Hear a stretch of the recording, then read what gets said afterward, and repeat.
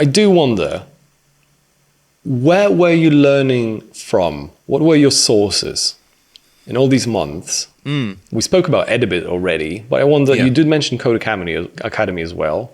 Yeah. What else? I did look at doing a boot camp, mainly because I thought I'm going to get a job in 3 months. I don't care how much it costs, yada, yada, yada. So I did look at doing boot camps. And I think mainly because... Why didn't I do a boot camp? I guess because of the cost, and also because it was around that time that COVID kicked in. So it would have had to have been done remotely. And same with when I was learning coaching. I could have learnt that remotely, but I wanted to be in a room with other people learning, so I can easily turn around and go, hey, how do I do this? Or how can I do this better? So I decided against boot camps and thought, well, hang on, most of the stuff I need to learn is available on the internet, mostly for free anyway. Yeah. As long as I've got a roadmap, and this is a vital part of it, is having a roadmap, knowing what to learn and in what order. But yeah, Code Academy, when I look back, was a really great place to start, because the first module I did was learn to code. It was language agnostic, I think you can say. Mm-hmm. And then it had an obvious entry-level syllabus going into HTML, CSS, and JavaScript. So that's kind of where I started. But then alongside that, but YouTube essentially is the answer to that question. I would say it was... All right, that's interesting. I would say it's probably 90% YouTube, honestly. I kind of not followed, but just hand-picked. If I was looking at a certain subject or a topic, I would either follow a tutorial or watch a video, and I had sort of a handful of guys and gals that I would go and check their channels because I was familiar with how they taught, and I knew there'd be a bit of consistency there in terms of, if you watch 2 videos by the same person, they probably don't overlap. Whereas if you watch 2 videos from 2 different people, they might miss some bits. So basically, Traversy Media seemed to be like the main guy. And say again, Traversy Media. So Traversy Media. Traversy. He's, I think at the moment he's doing other stuff, but his channel's still very active and some of it's very relevant. And he is like the main dude from what I gather. But now at the moment, he's got other people coming in and providing that content for his channel. But one of my personal favorites was a guy called Dev Ed. And he made the learning fun. Like I would be watching his videos, but also laughing at the same time.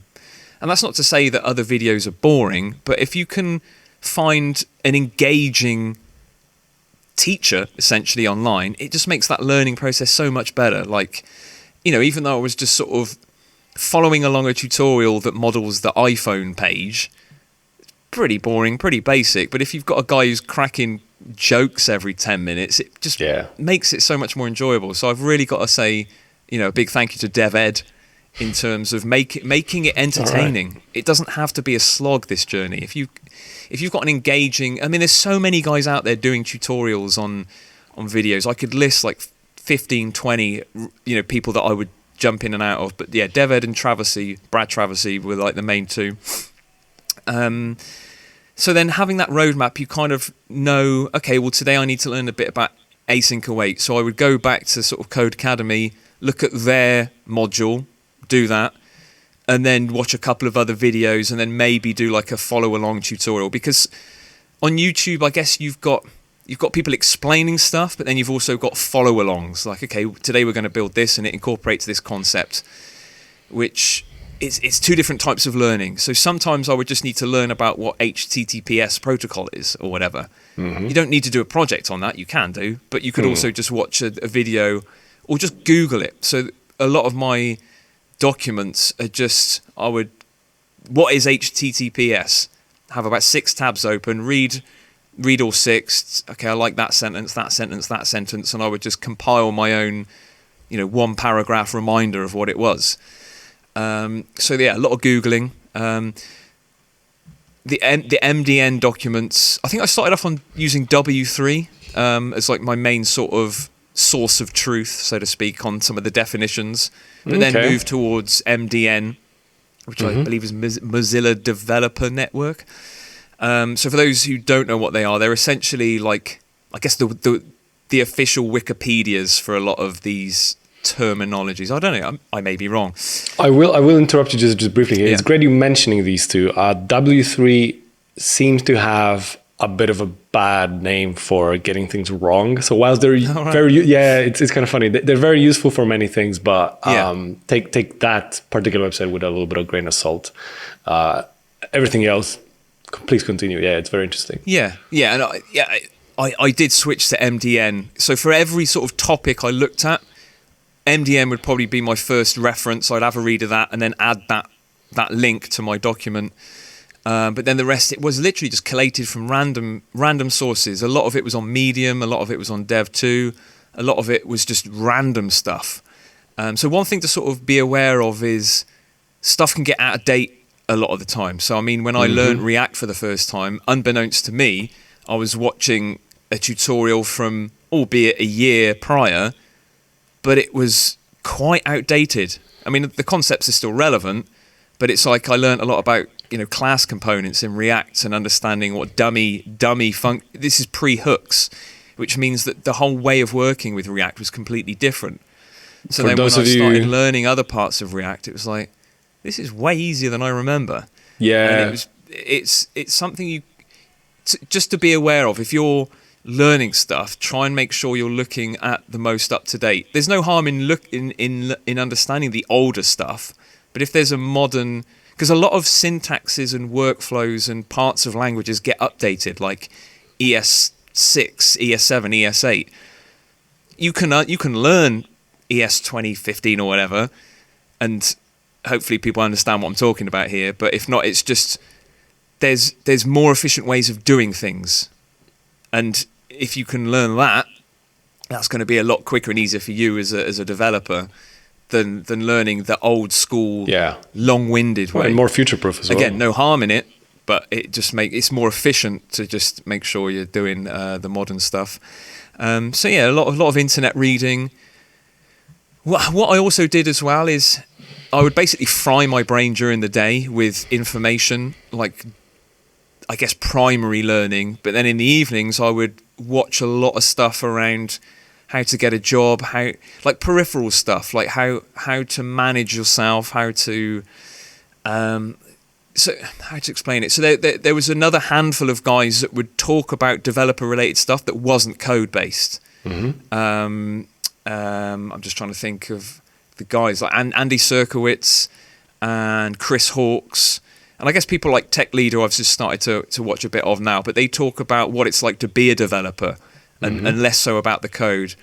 So you can still learn even when you're sort of your brain's fried from a lot of input, you can still learn about peripheral stuff. So that was quite interesting. Out of interest, how many hours a day did you put in during these months? Because that number varied, hasn't it?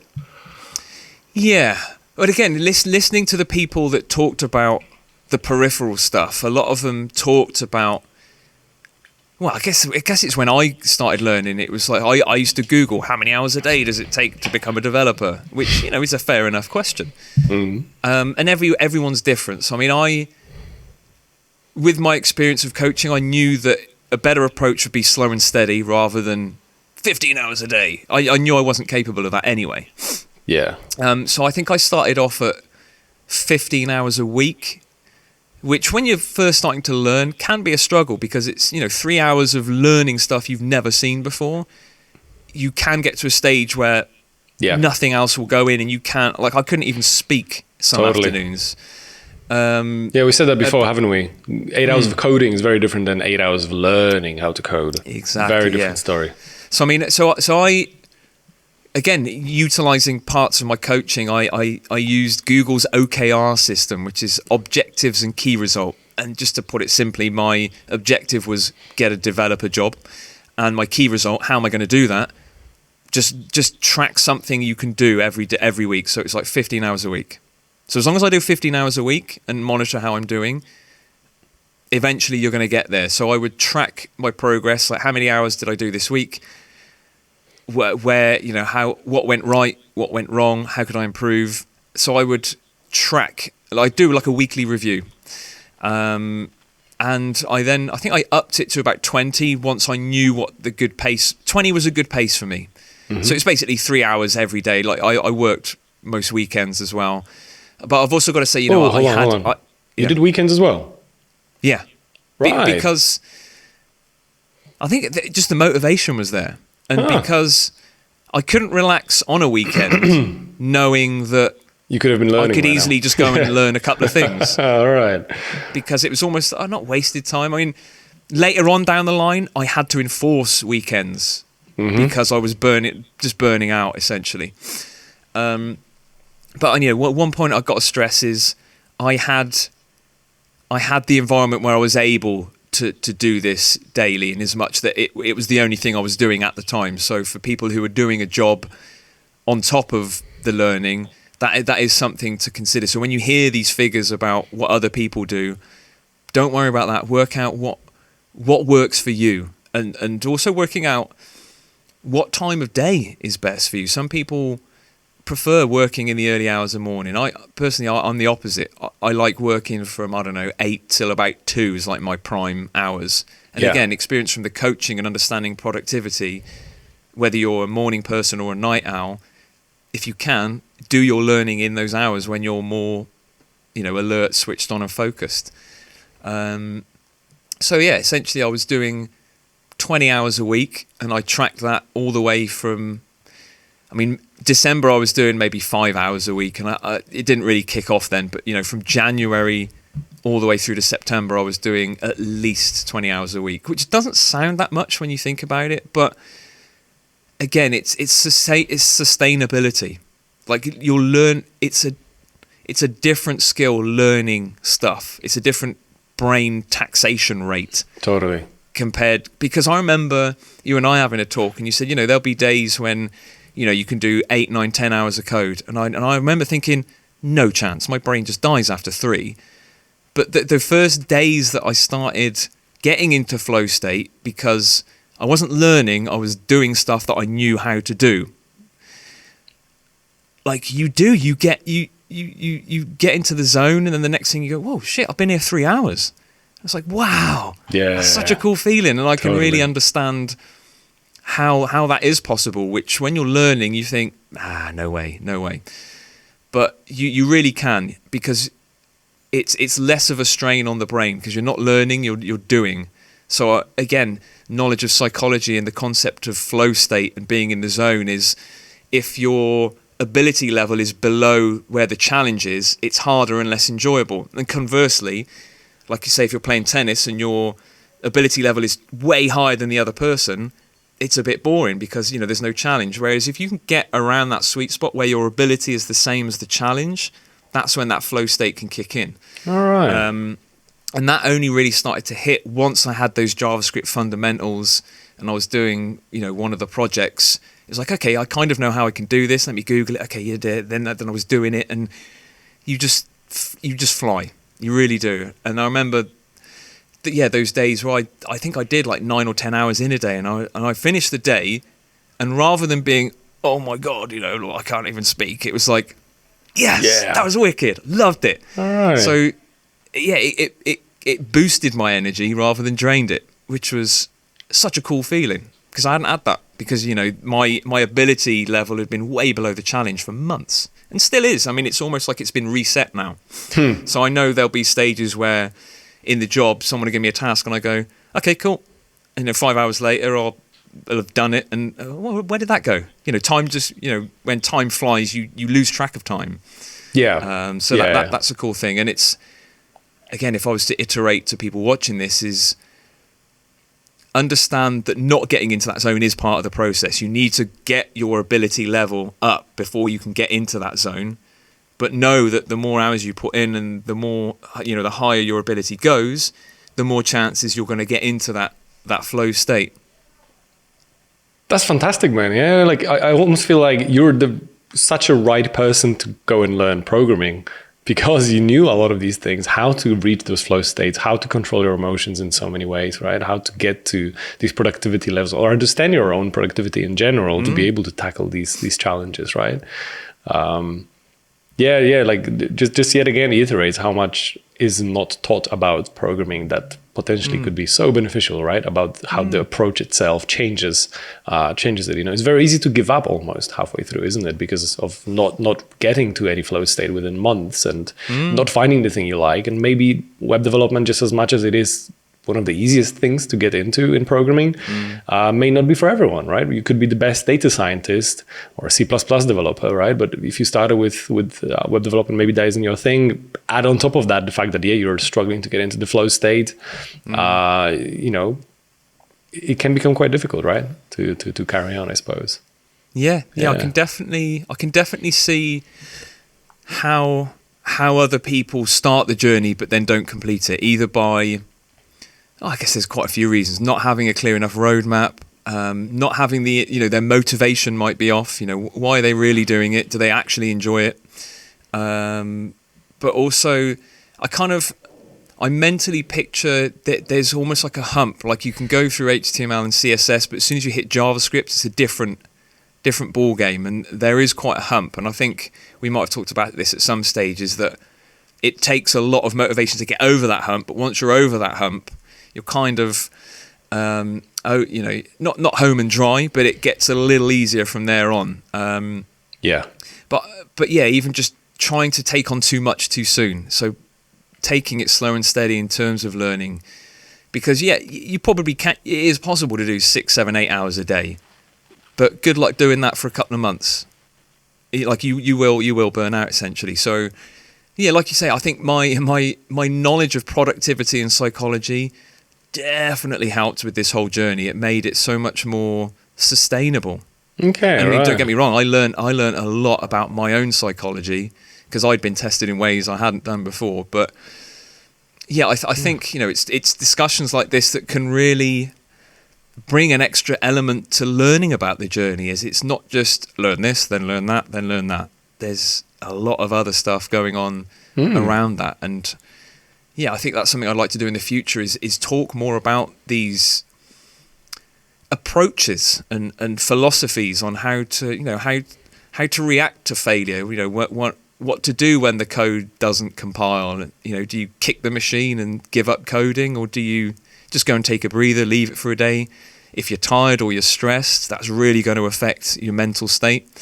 To me, it's obvious. Like if I get pissed off, the first thing I sort of think of is, it's because I didn't sleep well last night. Like sleep is such an important factor. So even something as simple as making sure you sleep well, it can have such a big impact on how well you do on this journey. Totally. Because if your sleep's not very good quality, or sporadic, or you're up all hours doing the learning, it's really going to come and bite you in the backside. And it's not sustainable. So things like monitoring your sleep is such an important factor, because without sleep, you haven't got the mental or emotional capability to do this journey. I really think that's almost sounds like a factor. Yeah, it almost sounds like you could become a life coach, man. That is a dream. For those of you not knowing, Sam was a life coach before he started coding. But it's cool now. I can see that, not that there's like a niche, but there's a definite area where those two disciplines combine, because they almost come from different sides of the spectrum. Because coaching is a lot about psychology, and it's a bit more right brain type thinking, whereas coding is very left brain. It's logical, it's analytical. And I think I would guess it's relatively uncommon for people to go from one of these disciplines to the other. I would guess so. So I almost consider myself a rarity in as much that I've operated in both of these brain zones, and now I've got that experience and knowledge to combine the two. That this is why I love doing these chats, is because I'm coming at it from a different perspective, which can help other people do it as well.